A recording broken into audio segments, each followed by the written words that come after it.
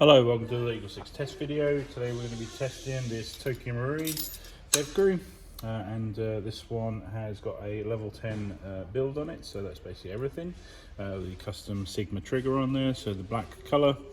We've done the black CTR stock at a customer's request. Well, we've obviously, changed over the original stock to this. This is running the 1300 milliamp hour batteries in the back there. It's got the Gate Titan MOSFET for obviously the fast trigger response. It's got the Tokyo Marine Cobalt motor in there, and so yeah, I think that's about it. So a Firefly hot rubber setup, so sort of normal style there, and it covers everything that's on there. So